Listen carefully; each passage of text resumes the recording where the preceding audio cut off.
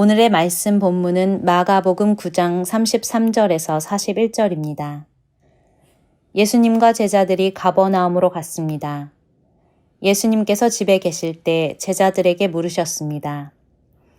너희가 오는 길에 무엇을 두고 논쟁을 벌였느냐? 제자들은 잠잠했습니다. 왜냐하면 그들이 자기들 중에서 누가 가장 높은가를 두고 길에서 다투었기 때문입니다. 예수님께서는 앉으셔서 12 제자를 부르셨습니다.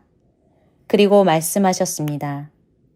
누구든지 첫째가 되려면 다른 모든 사람보다 나중이 되어야 하고 모든 사람의 종이 되어야 한다. 그리고 한 어린이를 데려와 제자들 가운데 세우셨습니다. 그 아이를 팔에 안으시고 말씀하셨습니다.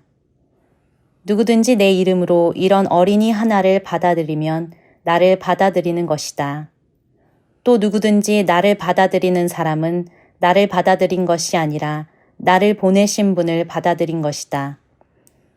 요한이 예수님께 말했습니다. 선생님, 선생님의 이름으로 귀신을 내쫓는 사람을 보고 하지 못하게 하였습니다. 그것은 그 사람이 우리를 따르지 않는 사람이기 때문입니다. 예수님께서 말씀하셨습니다.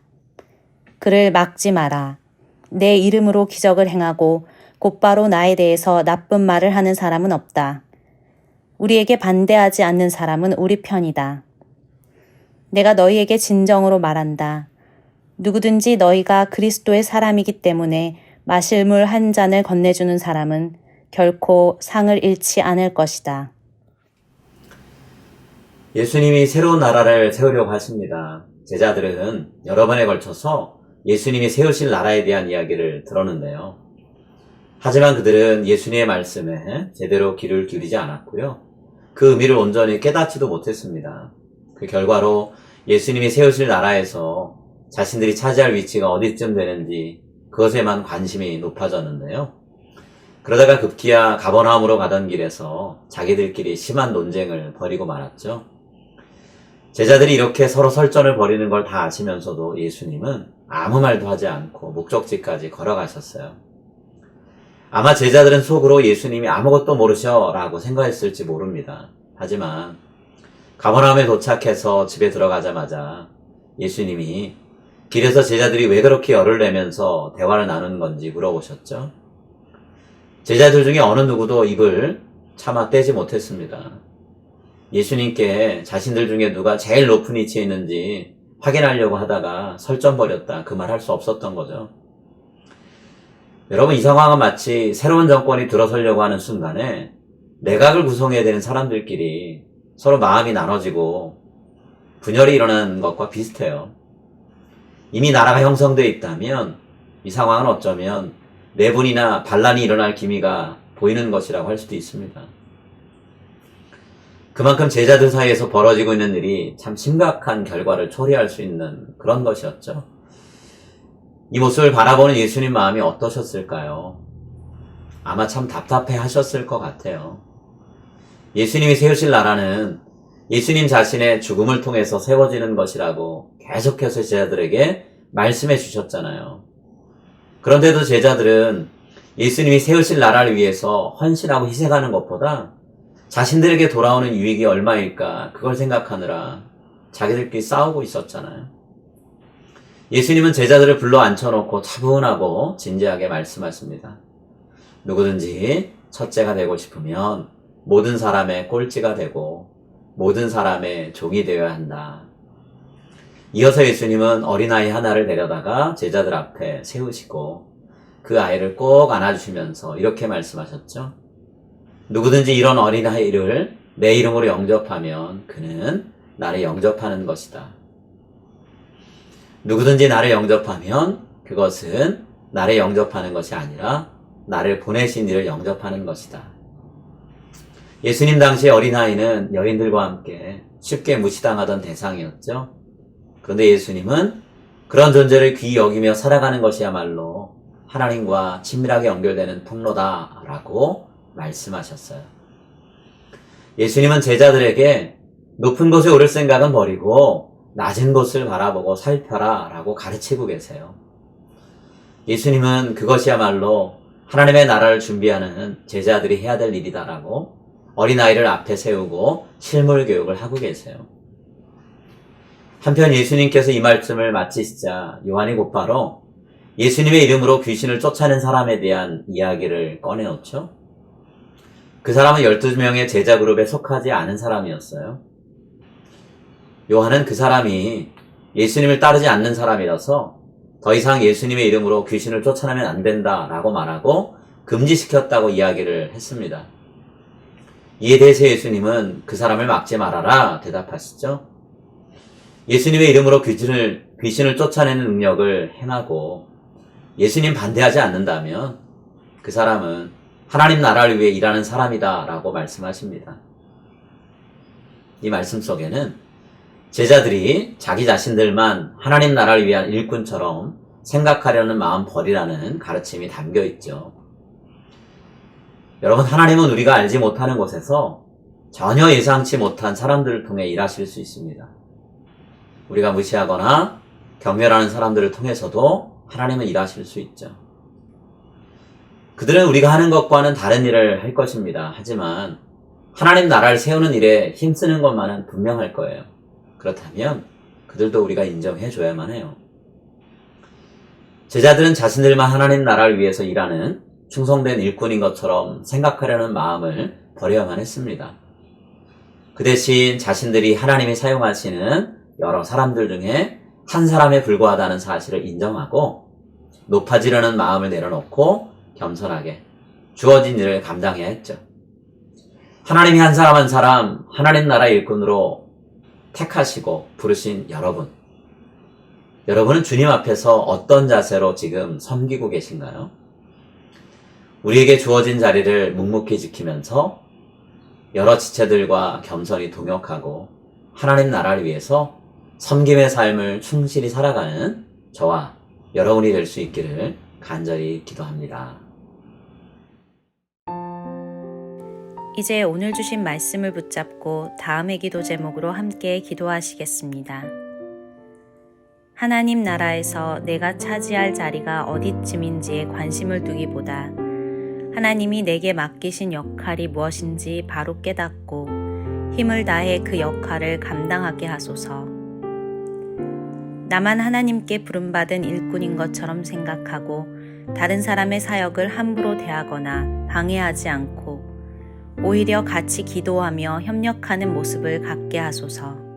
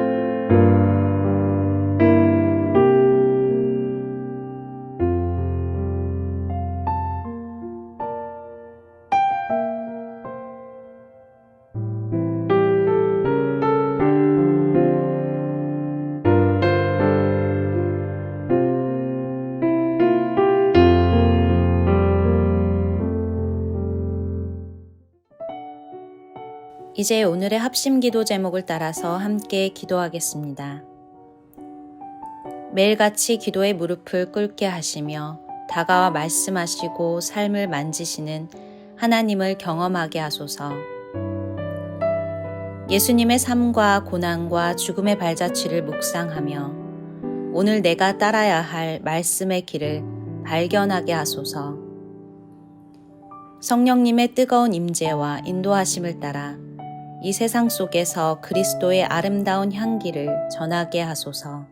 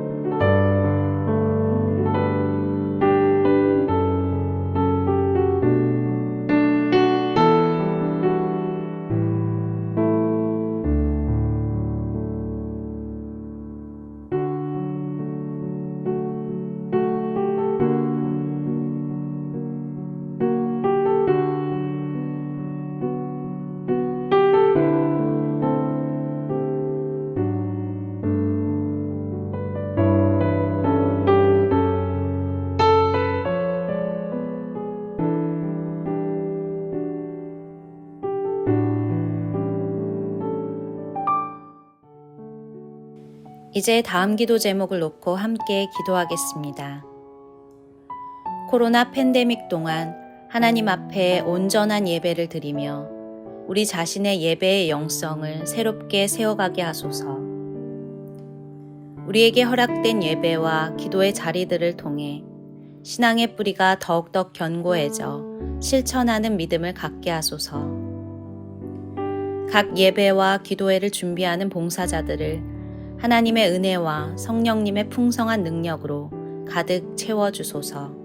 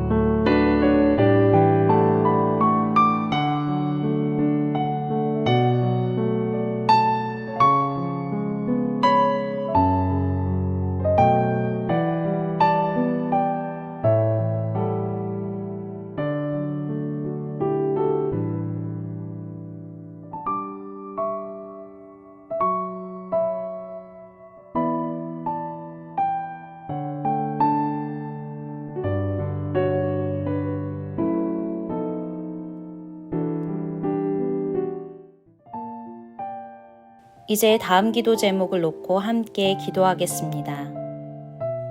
우리 교회가 올바니 땅에 함께 살아가는 이웃들의 아픔과 괴로움을 적극적으로 살피며 사역하게 하소서. 예수님의 피 묻은 복음을 한인을 비롯한 모든 올바니 주민들에게 입술과 삶으로 힘있게 선포하게 하소서. 푸드 드라이브를 통한 지역 구제와 해외 선교 후원 및 동역을 통해 하나님의 사랑을 힘써서 전하게 하소서.